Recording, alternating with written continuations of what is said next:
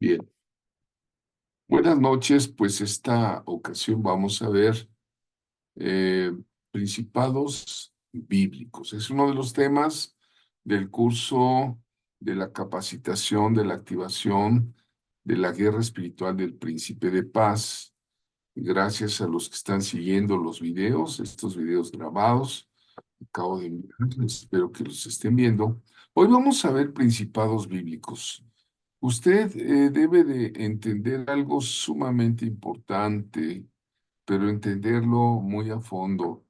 La Biblia es la palabra del Dios viviente, ahí está la mente de Dios, el corazón de Dios, están revelaciones, están ahí puestos pecados también que nosotros tenemos que abandonar, renunciar. Están puestas promesas en la Biblia. Y está la palabra de Jesucristo, ¿no? El maestro de maestros, el rabí. Y vamos a ver este asunto de principados. El apóstol Pablo decía que tenemos lucha que no es en carne y en sangre. Y la Biblia menciona algunos dioses antiguos, vamos a llamarlos principados bíblicos. Y si los menciona, pues es por algo, ¿no? Por algo Dios puso ahí ese término. Iniciaremos con Éxodo 34, 13, 14, que dice, derribaréis sus altares y quebraréis sus estatuas y cortaréis sus imágenes de acera. Fíjate, pues no te has de inclinar a ningún otro Dios, pues Jehová, cuyo nombre es celoso, Dios celoso es. Bueno, aquí en las escrituras se le manda a los israelitas que destruyan en todo monumento de idolatría cuando ellos llegan a la tierra de Canaán, por exquisito, por caro que sea el ídolo, hay que destruirlo, le dice Dios. Que rechacen toda alianza, toda amistad, todo matrimonio con los idólatras, que rechacen todas las fiestas idólatras. Eh, el Señor les recuerda que no repitan ese delito que hicieron de hacerse un becerro de oro, de hacerse imágenes de fundición. Y el furor del hombre es llamado celos. Y aquí Dios se muestra como Dios celoso, pero no solo celoso, dice muy celoso. Entonces dice Proverbios, me parece 6:34, que el furor del hombre es llamado celos, ¿verdad? Entonces, quienes no adoran completamente en total entrega al Dios y Padre de nuestro Señor Jesucristo, y andan con otros ídolos, entonces, pues no pueden adorarlo rectamente y no es del agrado del Señor. Entonces, no tendrás dioses ajenos delante de mí. Es el primero de los mandamientos ahí en Éxodo 23. Y es muy claro, el Señor es fuerte, vuelve otra vez a recalcarlo, ¿verdad? No te harás imagen, no te harás imagen, ni ninguna semejanza. Y dice claramente, ni de lo que esté arriba en el cielo, porque alguno dirá, ay, pues es que a mí me enseñaron que María está en el cielo o que el Señor ascendió al cielo, entonces no te harás ni de lo que esté arriba en el cielo, ni abajo en la tierra, ni en las aguas debajo de la tierra, ¿verdad?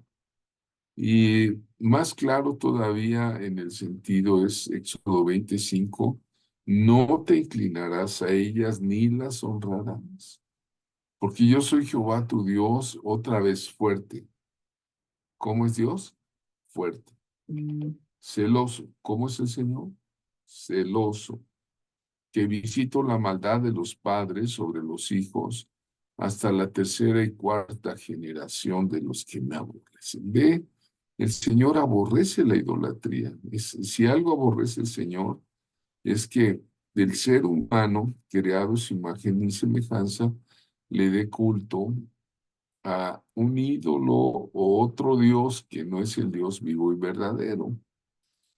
Pero te tengo buenas noticias.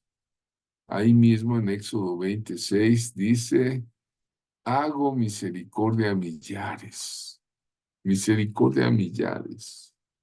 A los que me aman, guardan mis mandamientos. Es muy precioso el Señor. Entonces, mencionamos otros principados.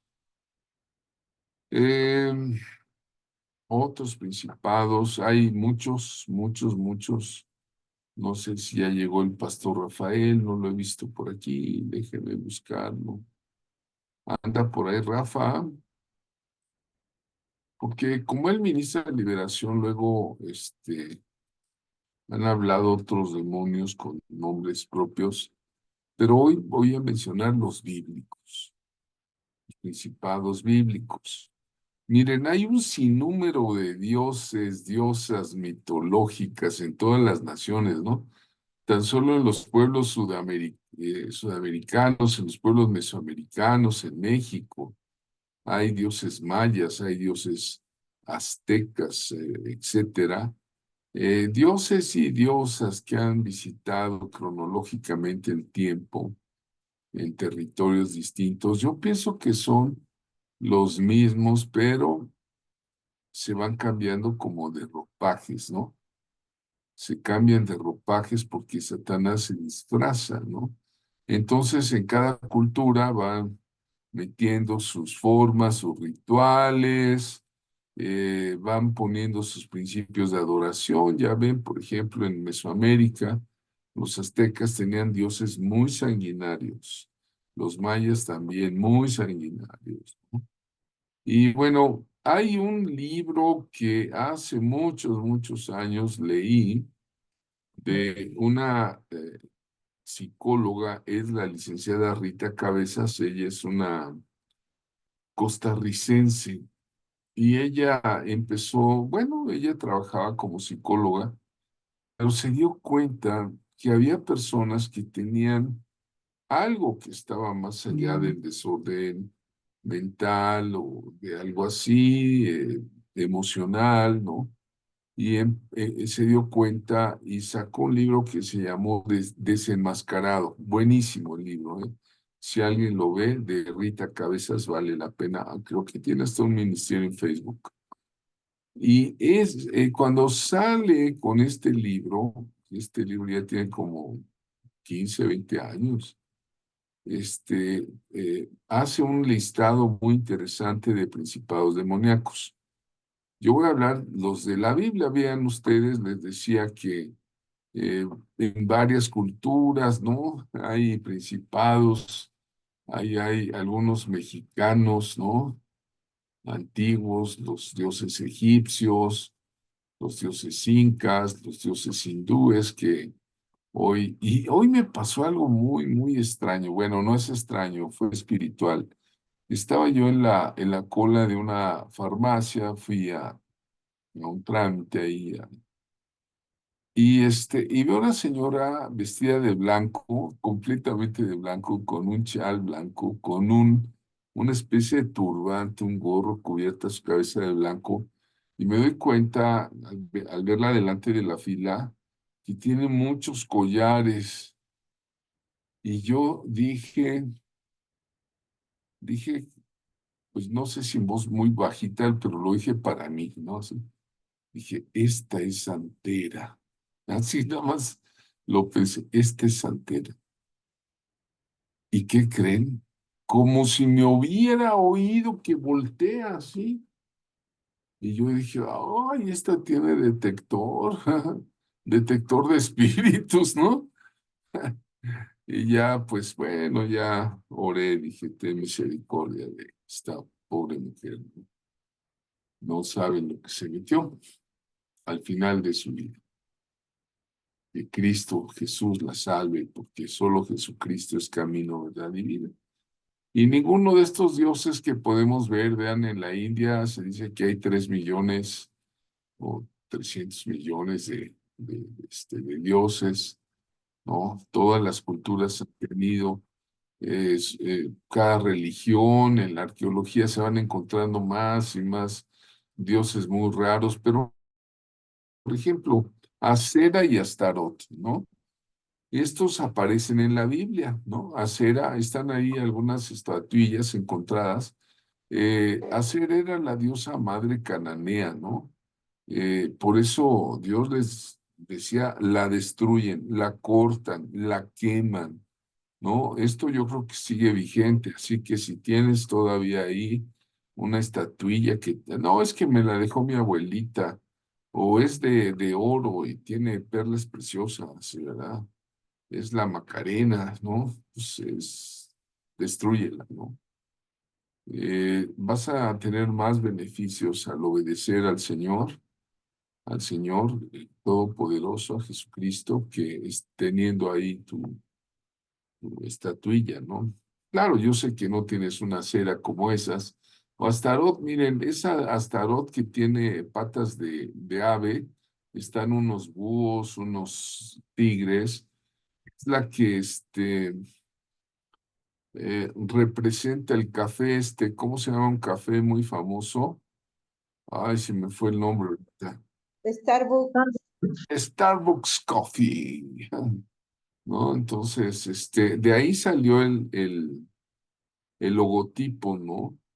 Entonces, en Deuteronomio 16:1 le dice, ningún árbol para cera cerca del altar de Jehová. O sea, incluso Dios prohibía esa adoración que tenían en los árboles, ¿no? Astarot es la Astarte de los dos cuernos, se trata de una diosa que se han encontrado mucho en Palestina, en Betzán, pero representa la magia, la brujería, las patas de ave, vean que tiene alada los búhos, ¿no? Era diosa de los fenicios, de los sidonios, ¿no? Eh, Después de la muerte de Josué, el pueblo fue a adorarla, fíjense, ¿verdad? En tiempos de Salomón también.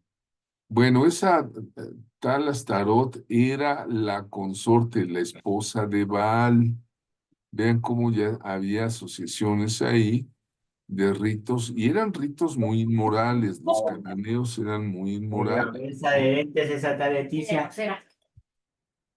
Si quieren apagar, por favor, eh, estamos grabando a menudo Astarte, ¿no? Ahí está, ¿no? Gedeón derriba a Acera. Hay una instrucción de Dios en el libro de Jueces 6:25 que aconteció que la misma noche le dijo Jehová. ¿Quién le dijo a Gedeón? El mismo Yahvé, Jehová. Le dijo, toman un toro del hato de tu padre, el segundo toro de 7 años, y derriba, así, derriba el altar de Baal que tu padre, y corta también la imagen de Acera que está junto a él. ¿Quién adoraba a Acera y a Baal? Pues el papá de Gedeón.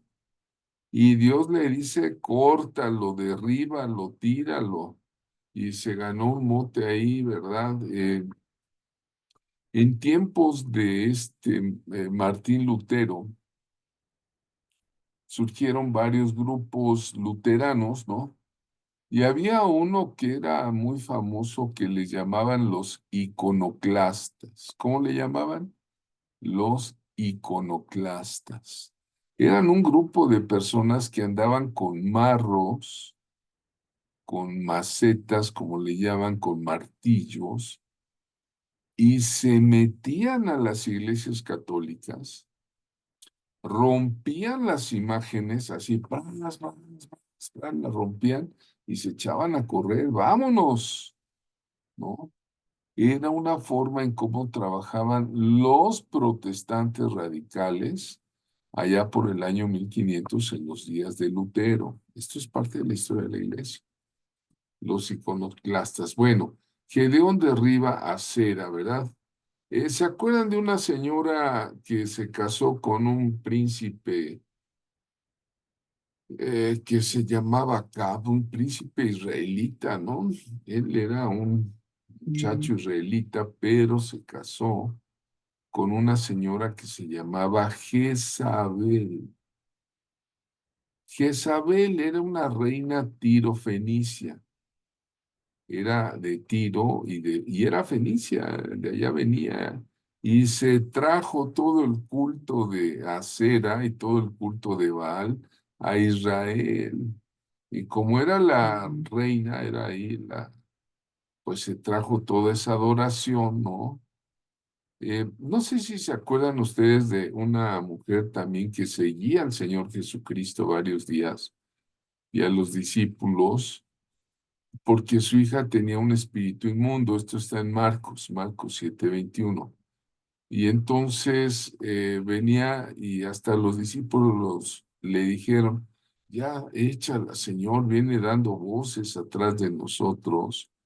Y dice el libro de Marcos 7:26 que la mujer era griega. ¿Cuál era la nacionalidad de esa mujer? Griega. ¿Eso qué quiere decir? Que conocía a todos los dioses griegos y dice, y era Ciro-Fenicia de nación. O sea, era de la misma nación de Jezabel. Entonces, pues seguramente ella y sus parentescos ancestrales, pues adoraban a esos falsos dioses, a Cera, ¿verdad? ¿Y por qué seguía a Jesús?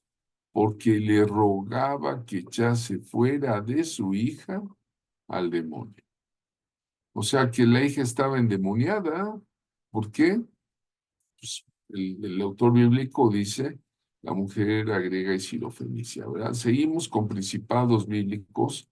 Ahí está la imagen de Baal, se han encontrado esas imágenes, ¿no? Lo ponen como un guerrero, pero ahora todavía hay otro ídolo que se llama Baal peor, o sea, peor, está peor ese. Entonces, cuidado, ¿no?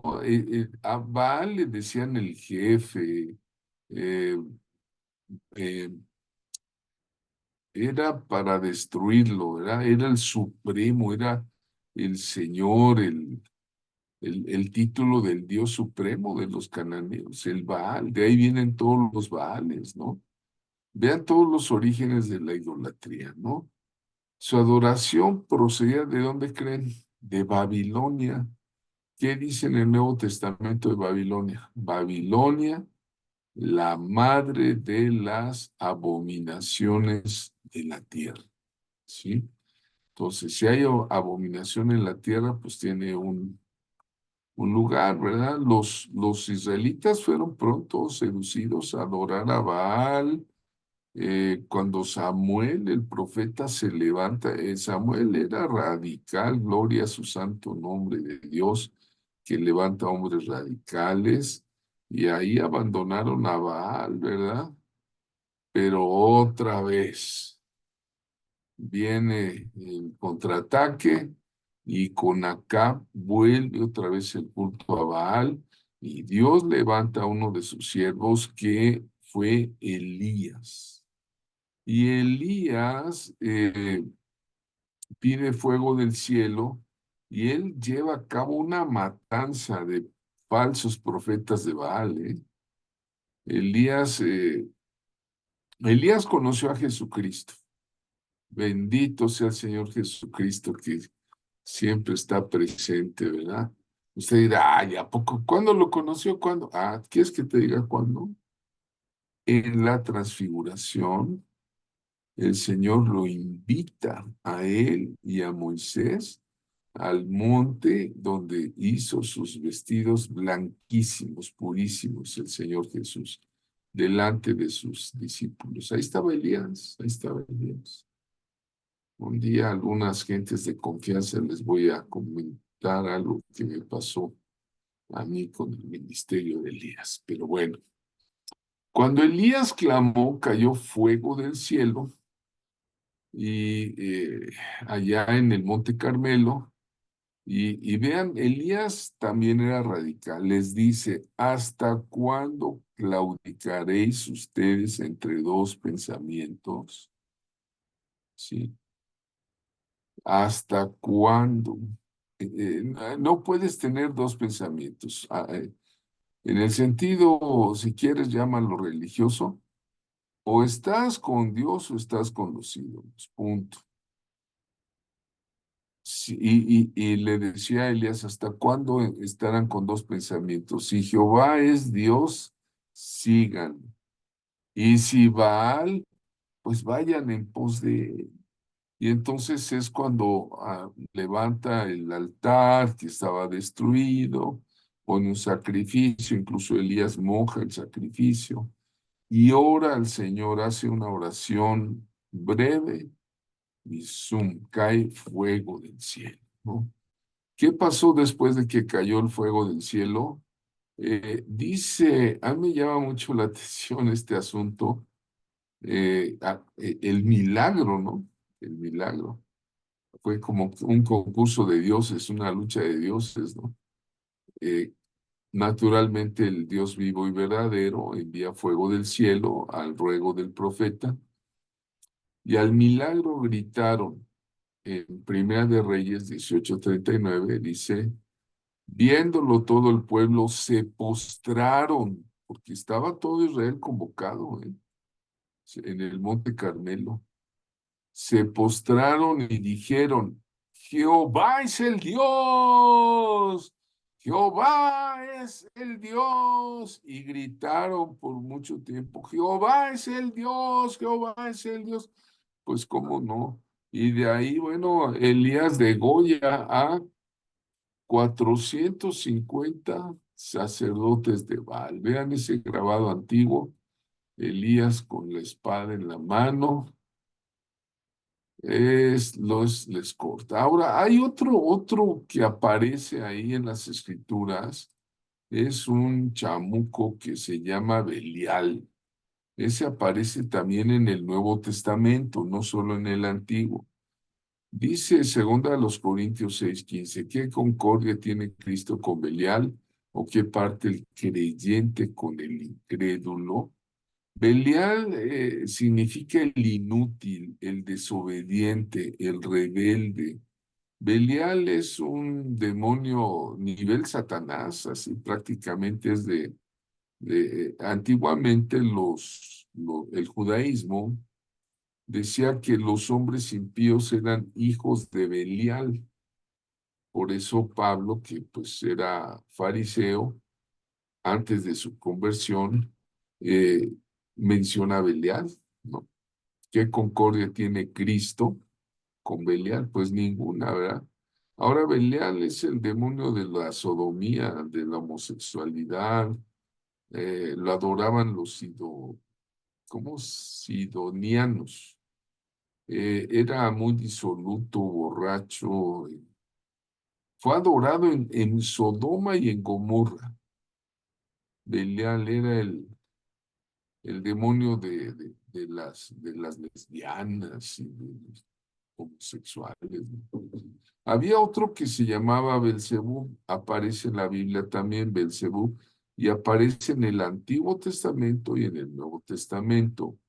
Belcebú es como una derivación de Baal Zebub, ¿no?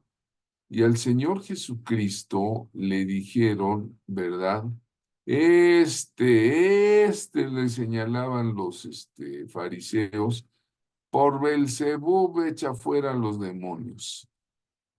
Y Jesús le dice, ay, qué tontos son fariseos. Una casa dividida no puede prosperar. Y es cierto, es verdad, cuando hay división no se prospera. Por eso el diablo genera mucha división. Y le dice, todo reino dividido contra sí será desolado. Y si Satanás arroja a Satanás, pues ¿cómo va a subsistir su reino? Pero les dice, pero si yo por el dedo de Dios echo fuera a los demonios, entonces ha venido a ustedes el reino de los cielos. Belcebú era un dios, miren, ahí está una imagen de él en un museo, lo adoraban, ¿verdad? Era el señor del estiércol, del estercolero, el señor de las moscas. Imagínate qué feo le dijeron al señor que él por Belcebú echaba fuera. ¿Y por qué le decían el señor de las moscas a ese demonio, verdad? Porque este, ellos tenían los cananitas que adoraban a Belcebú en sus templos, tomaban la carne de los sacrificios y la dejaban podrir, o sea, la echaban a un lado y seguían haciendo. ¿Qué le pasa a la carne podrida? ¿No? Pues le salen gusanos de moscas. Entonces, por eso le llamaban el señor de las moscas, porque te imaginas llegar a un templo de Belcebú, estaba asquerosamente lleno de moscas. Yo me imagino que de esas moscas verdes panteoneras les llaman, y una pestilencia porque estaba pudriendo y toda la carne de los sacrificios. Y por eso esos fariseos acusaron al Señor Jesús de una forma muy fea, indebida. No tenían, no conocieron el tiempo de su visitación. A los suyos vino y los suyos no le recibieron, ¿verdad? Y eso sigue pasando. Hay otro principado bíblico que se llama Dagón. Les decía que estos principados bíblicos van a tener influencia sobre las culturas, ¿no? Dagón, cuando los filisteos capturaron el arca de Dios, se la llevaron a Asdod y entonces la metieron en el templo de Dagón, el arca de Dios, ¿no? Y Dios permitió eso porque Israel andaba en desobediencia, ¿verdad? Con Elí, los hijos de Elí. Entonces los filisteos metieron el arca de Dios ahí en la casa de Dagón, en el templo de Dagón. Y al siguiente día cuando ven, ¡pum! Ven que se cayó la estatua de Dagón y quedó postrado delante del arca. Y entonces la repararon la estatua y la volvieron a poner en su lugar y al otro día, ¡pum! Otra vez se vuelve a caer, ¿verdad? Entonces ellos entienden que Jehová era más fuerte que Dagón, ¿no? Ese tal Dagón era descrito con cara y manos de su cuerpo se parecían a un pez, a un pescado, pues. Y el culto de Canaán era muy famoso y cuando, miren, les voy a pasar un tip aquí. ¿Han visto a los papas y que se ponen un gorro que se llama mitra, una especie de atuendo en la cabeza? La mitra de los papas y de los cardenales católicos romanos la tomaron del culto de Dagón. Los sacerdotes de Dagón se ponían, vean ustedes, esa cabeza de pez de Dagón, así traían su gorrito, ¿ya lo vieron? ¿Y quién creen que trae ese? ¿Por qué tiene dos picos ese gorro papal? Pues viene la influencia desde la antigüedad, desde Dagón, ¿no? Bueno, la mitra de los papas y cardenales se tomó de un culto sincrético de Dagón. Ahí les va otro bíblico. Diana, Diana de los Efesios, ¿verdad? Cuando llegan Pablo, ¿verdad? Eh, y su equipo a predicar el evangelio, ¿no? La gran diosa Artemisa o Diana le llamaban Diana de los Efesios. Decían que era venerada en todo el mundo antiguo, ¿sí? En, la gran diosa Diana, y entonces Pablo trae el evangelio y se hace un alboroto tremendo porque había un platero que hacía estatuillas de plata de Diana y las vendía muy bien, pero resulta que ese platero pues estaba relacionado con la muchacha que era divina, eh, y Pablo le dice, sal fuera de ella, ¿no? Y entonces empieza ahí un tumulto, ¿no? Eh, y agarran a Pablo. Diana era muy cruel, ¿eh? Era una diosa grave, vengativa, cuidado. Ahí se la llevaba con Jezabel, ¿verdad? Entonces, era de esas que eh, la usaban para echar maleficios, para destruir cosechas, para pudrir, destruir las manadas, hacían brujería con Diana, ¿no? Y entonces, cuando Pablo habla el Evangelio y conocieron que eran judíos, ¿qué creen que pasó? Pasó lo contrario. ¿Se acuerdan? Hace un momento les dije que cuando eh, el eterno Dios manifiesta fuego del cielo en los días de Elías y el pueblo acaba gritando, Jehová es el Dios, Jehová es el Dios. Bueno, aquí viene el contraataque al paso de los siglos. Dice Hechos 19:34 que cuando le conocieron que Pablo era judío, todos a una voz gritaron casi por 2 horas. ¿Te puedes imaginar a un pueblo gritando casi por 2 horas? Oye, pues que no, ni que fuera la campaña de las elecciones o algo así. 2 horas gritando, grandes Diana de los Efesios, grandes Diana de los Efesios. Vean cómo los principados se mueven a través del tiempo, ¿sí? Nada más cambian de disfraz. Júpiter y Mercurio también son mencionados en la Biblia. En Hechos 14, 12 y 13, a Bernabé, compañero de Pablo, le llamaban Júpiter y a Pablo le llamaban Mercurio porque era el que llevaba la palabra. Recuerden que el Señor los mandaba de dos en dos. Entonces dijeron, no, pues aquí anda Júpiter y Mercurio, ¿verdad? Y entonces, les trajeron unas toros ahí con guirnaldas y se los querían sacrificar y ofrecer a Pablo y a Bernabé, ¿no? ¿Te imaginas que les llevan, si ellos son predicadores y les querían hacer su sacrificio porque ya decían, nos están visitando nada menos que Júpiter y Mercurio, ¿no? Y entonces ellos le dicen, no, no, no, no, tranquilos, tranquilos. Nosotros les traemos el evangelio del Dios vivo y verdadero, ¿no? Hay otro que aparece en la Biblia que se llama Moloch. Ese es más sanguinario que nadie, es horrible. Dice, Primera de Reyes 11:7, dice, entonces edificó Salomón un lugar alto a Quemus, ídolo abominable de Moab. ¿Cómo era ese ídolo? Abominable. En el monte que está enfrente de Jerusalén, y a Moloch, ídolo abominable de los hijos de Amón. ¿Cómo era ese ídolo? Abominable, o sea, Dios le causaba una abominación. ¿Saben por qué?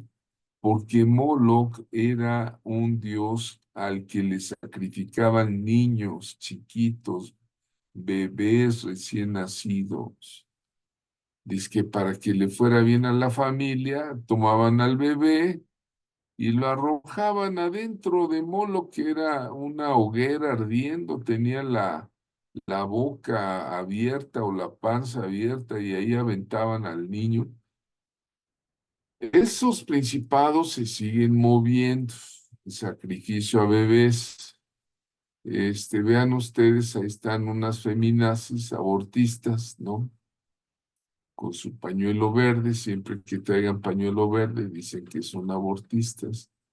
Decían las calles por aborto, ¿no? Es Moloch. Los sacrificios preferidos de Moloch, el Señor los reprende, eran los niños. especialmente los bebés, ¿eh? Hoy día es el dios abortista. ¿Y qué creen? No lo van a creer ustedes. Ustedes dirán es imposible. Pero yo lo platiqué con el profeta Rafael de Martino y me dijo, sí, es cierto. Allá en Roma, Italia, en el 2019, más o menos en la época de la pandemia, el Papa, el propio Papa, mandó poner una estatua pagana al dios Moloch adentro del, ¿cómo se llama? Pues es una zona todavía del Vaticano, donde está el Coliseo Romano. Incluso hasta enfrente de la estatua, ahí está la estatua, vean ustedes, la puso el Papa. Enfrente de ella pusieron sillones reclinatorios para que los turistas descansaran, ¿no? A la entrada del Coliseo en Roma, Italia. Entonces, es una locura, ¿no? Cómo esos dioses ancestrales, antiquísimos, todavía quieran seguir reinando, ¿no? Es el dios abortista. Este es el que estaba ahí en Roma, ¿eh? No crean que es antiguo ni sacado de museo. No, es el que mandó poner el Papa Francesco. Nebo, también aparece en la Biblia, la estatua de Nebo, dice Isaías 46:1. Se postró Bel, se abatió Nebo, sus imágenes fueron puestas sobre bestias, sobre imágenes de carga. ¿Qué creen? Nebo era un dios babilonio, según ellos, de la sabiduría de la escritura, y era adorado por los babilonios y tenía la onda de, pues, matar al enfermito. Ya, si no se podía curar, darle cuello, eutanasia, ¿verdad?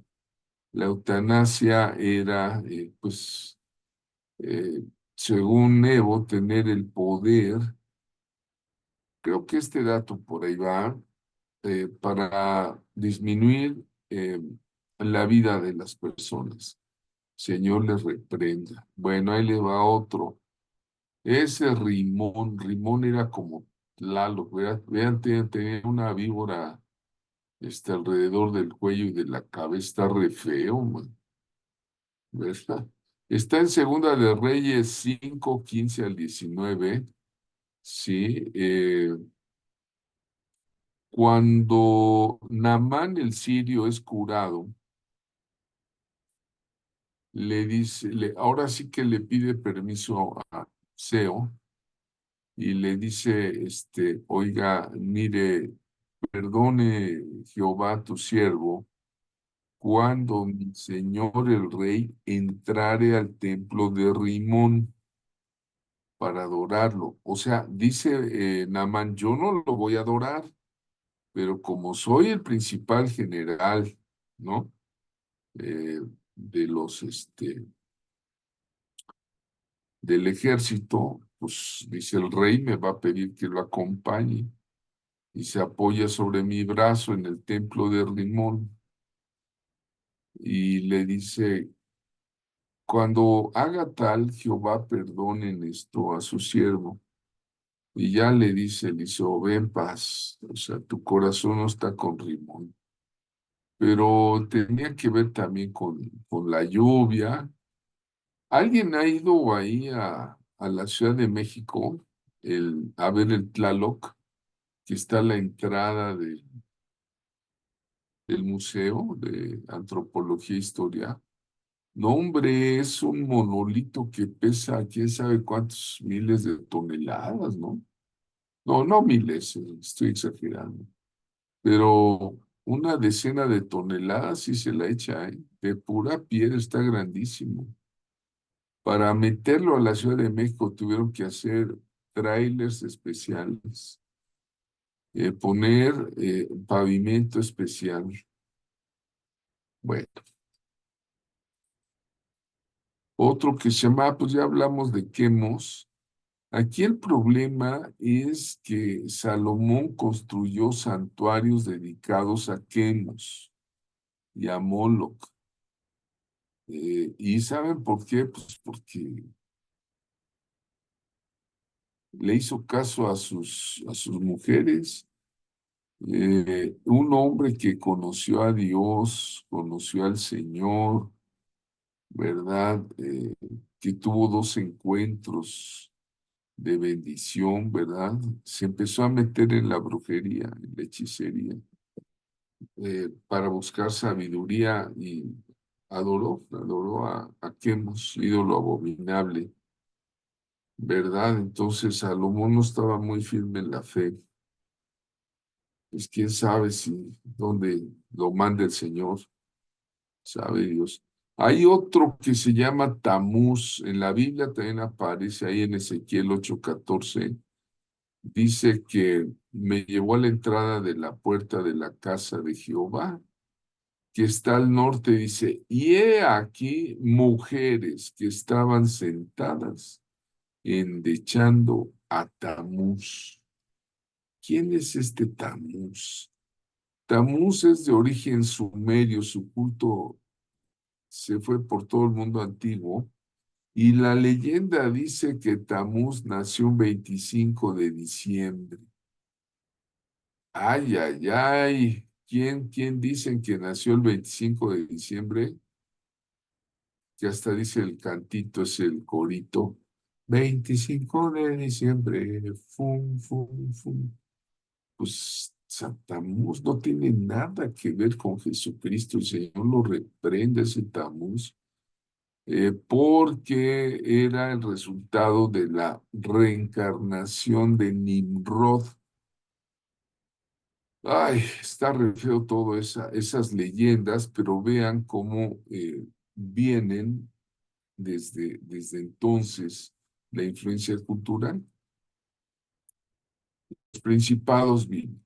El zodíaco también está mencionado. La Biblia dice que en Segunda de Reyes 23, 4 y 5, dice que los reyes de Judá habían puesto sacerdotes idólatras para que quemasen incienso en los lugares altos en las ciudades de Judá y en los alrededores de Jerusalén, y asimismo los que quemaban incienso, vean ustedes, a Baal, al sol, a la luna y a los signos del zodiaco, ¿sí? Y a todo el ejército de los cielos. Ya la Biblia menciona todo eso y está reprobable delante de Dios. La diapositiva que les voy a pasar les va a sorprender. ¿La quieren ver? Yo digo que mejor no se vayan a espantar. Bueno, si usted todavía es católico, persíguese. Ay, Dios nos libre. Bueno, esta es el aula de Pablo VI. Ahí el Papa recibe a un auditorio hasta como para 6,000 gentes. Ahí da conferencias, bulas. Es la escultura La Resurrección. Es un italiano y dice que es Cristo resucitando, pero está tan loco esto. Está hecho de mármol de Carrara, color oscuro, y ahí está Cristo. No, no, no, el pelo tiene una forma muy grotesca, ¿no? Como de una serpiente con fauces. No, no, y está lleno de demonios, digo, el que no los vea es porque de veras está ciego. Esta obra fue objeto de admiración, de controversia. Está en el Vaticano. Está considerada una de las obras maestras del arte contemporáneo sacro. Es la sala de audiencias del Papa. Bueno, hoy vimos los principados bíblicos. Bueno, vamos a dar unos 5 minutos y le entramos a otro tema muy escabroso que se llama Babilonia. Y aquí paramos, por favor. Bueno, bueno, ustedes recuerden que nuestro curso es totalmente bíblico para la gloria de Jesucristo eh, y del Espíritu Santo que inspiró las Escrituras. Vamos a ver un tema que se llama Babilonia. Dice Apocalipsis, el último libro, Apocalipsis es revelación, el último libro de las Escrituras. 18:4 dice, y oí otra voz del cielo que decía, salid de ella, pueblo mío, para que no seáis partícipes de sus pecados, ni recibáis parte de sus plagas. El tema que hoy vamos a ver se llama Babilonia. Babilonia, la gran ramera. Bueno, la Biblia lo menciona y tenemos que ir a los orígenes. Siempre es bueno ver las causas para poder entender las consecuencias. Babilonia es una llave de revelación en la Biblia. Tenemos que entender este asunto de Babilonia. Vean ustedes una imagen de la Edad Media que trata de explicar la Torre de Babel, la construcción de la Torre de Babel. Y ahí va el soberano, ¿verdad? Nimrod, en Génesis 10:10, se dice que las cabeceras del reino de Nimrod, que eran varias, Babel, ¿verdad? Con sus príncipes, Erech, Accad y Calné, eran ciudades situadas en la tierra de Sinar. Este dato es muy importante, la tierra de Sinar. La tierra de Sinar, que está en el libro de Génesis, es el lugar donde se construye eh, Babel, ¿no? Ahí se reunieron los descendientes de Noé, ¿verdad? Ya cuando fue el diluvio y se reúnen, construyeron la Torre de Babel. Vean ustedes la construcción según esta figura, esta pintura de la Edad Media, ¿no? La Torre de Babel se dice que fue construida con betún del mar de Sinar y ahí empezaron, después del diluvio, a hacer una torre que según la Biblia y Dios, para evitar el desarrollo de esa edificación, porque el corazón de los hombres era llegar al cielo, era el mismo pensamiento que tenía Lucero, Luzbel, ¿no? Llegar a lo alto, a lo más alto, ¿no? En ese entonces los hombres hablaban el mismo idioma y el Señor se dio cuenta que era bien difícil este, meterles un desacuerdo y lo hace el Señor con un milagro. Yo pienso que así como el Señor por el Espíritu Santo, bendito sea, nos da el don de las lenguas, la inversa fue la confusión de lenguas que les metió a los hombres ahí el origen de diferentes idiomas ahí en la Torre de Babel. Y los diferentes idiomas que les da el Señor hacen que se dispersen por toda la tierra. Dice la Escritura que toda la tierra hablaba una misma lengua, usaban las mismas palabras, y al emigrar los hombres encontraron allí una llanura de Sinar y se establecieron allí y dijeron, vamos a hacer ladrillos, los cocemos con fuego y en lugar de piedras y les ponemos betún y argamasa, cemento, pues, y vamos a hacer una ciudad y una torre que llegue hasta el cielo. O sea, ese era el pensamiento de la humanidad y así nos haremos más famosos y no andaremos dispersos sobre la faz de la tierra. Querían hacer ahí en Babilonia, Sinar, la capital, Pero dice la escritura que Yahvé Dios, Adonai, descendió para ver la ciudad y la torre que los hombres estaban edificando. Y dijo, he aquí que todos forman un solo pueblo y todos hablan una misma lengua, siendo el principio de las empresas, dice, nada les impedirá que lleven a cabo todo lo que se proponga.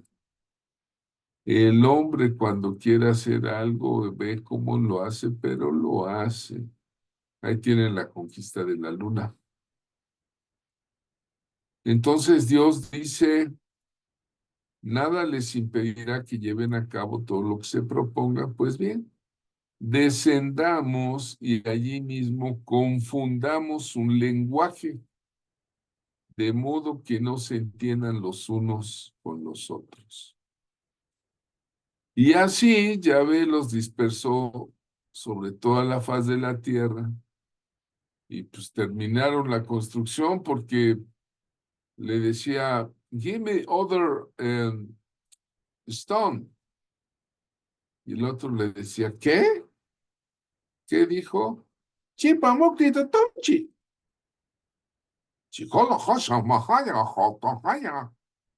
Y así, yo me imagino que estaban, no se entendían, ¿verdad? Y tan sencillo que le estaba diciendo, pásame otro ladrillo.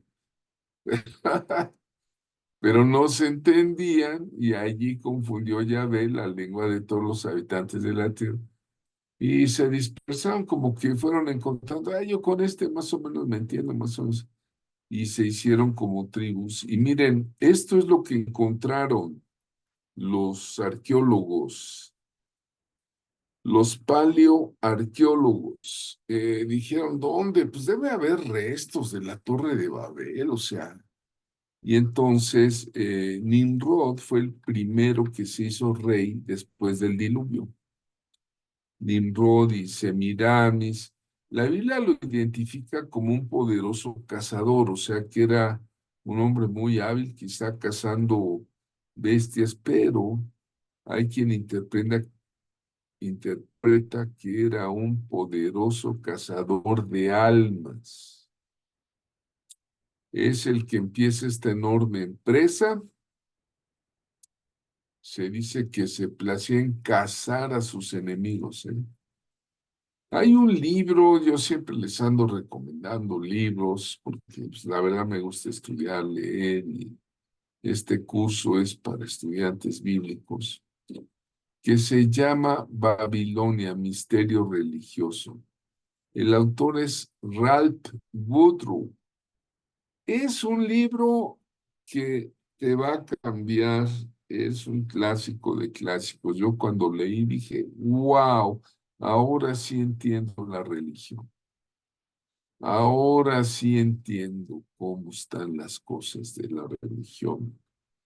Entonces, es un libro de los más impactantes sobre los orígenes e influencia de la Iglesia Católica Romana. A ver si le envían uno al Padre Toro para que se aliviane. No sé si lo conocen, ese señor que sale en YouTube. Es un análisis comparativo del mundo religioso, ¿no? Y cultural. Está marcado de todas las enseñanzas bíblicas, la religión pagana, ¿no? Sigue causando impacto y polémica, ¿no? Oh. Ahí se ve cuál es el verdadero culto del marianismo, la idolatría, de dónde surgen los cultos a los denominados santos, la profunda devoción al Papa, la Navidad, las fiestas católicas. No, hombre, es un librazo muy, muy fuerte, altamente recomendado, ¿eh? Bueno, ahí les va un mapa. Este mapa, allí más o menos donde dice NM, no sé si la puedan ver, de ahí surge Babilonia, Sinar. Cuando está la confusión de lenguas, ¿no?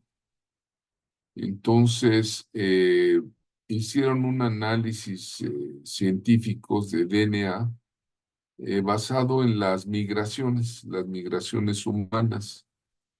Y ahí se ve que unos fueron para África, otros llegaron hasta Australia, otros fueron a Europa, luego a Norteamérica, cómo llegaron hasta Sudamérica desde Asia, ¿no?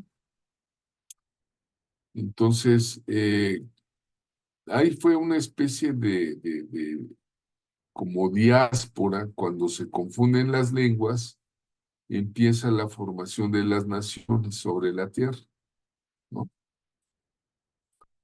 Por ejemplo, nuestro México, ¿no?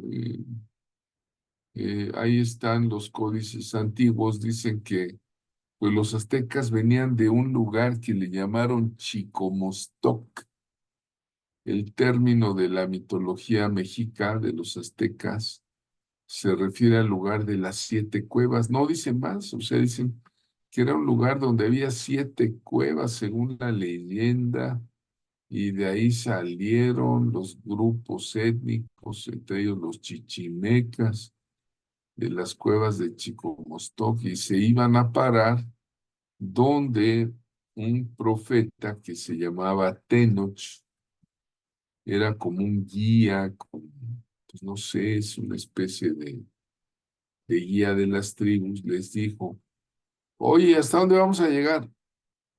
Cuando veamos un águila parada sobre un nopal, devorando una serpiente, allí vamos a establecer. Entonces vean cómo cada nación, cada pueblo tiene su origen, y pues Babilonia. Babilonia es el origen. Me regreso otra vez al mapa para que vean el mapa de migraciones, cómo se fueron formando las naciones según esta teoría, ¿no? Basada en el ADN, el DNA. Y viene de origen de Babilonia, era Babilonia la Grande, ¿verdad? Que hasta dicen que tenía jardines colgantes, Babilonia, pero era una ciudad muy perversa también. Era muy bella, muy rica Babilonia, pero era un imperio inmoral. Ahí había de todo, el culto a todos los ídolos que acabamos de ver. De ahí vinieron de Babilonia. Estaba repleta de inmensos palacios, de templos, todos ellos ricamente decorados, infraestructura pública, ¿no? Tenían sus sigurats, ¿no? Sus sigurats. Eh, Babilonia, ahí reinó Nabucodonosor. Babilonia siempre es enemiga del pueblo de Dios. Siempre, siempre, nunca hay amistad entre los babilónicos y el pueblo de Dios. Por ejemplo, en los días de Daniel, tenían que postrarse delante de una estatua de oro que mandó a hacer Nabucodonosor, y los jóvenes hebreos dijeron: no, nosotros no nos postramos ante ninguna, y fue cuando los manda a quemar, ¿no? En el libro de Daniel, ¿verdad? Estos jóvenes deportados, porque llegaban los babilonios y sometían a los pueblos, se los llevaban. Vean, ahí está Nabucodonosor. Los babilónicos hacen armas de guerra tremendas para su tiempo. Nabucodonosor trabaja en la caída de Judá en el 605 antes de Cristo, en la Biblia, ¿verdad? Y ahí se da un proceso de cautiverio, es el cautiverio del pueblo de Dios. Pero el pueblo de Dios se andaba mal, entonces Dios permite esos problemas. Vean, esta es una puerta reconstruida, es el original. Le llaman la puerta de Istar. Era lo que llamaban la puerta de la entrada de Babilonia. Y está en el Museo de Berlín.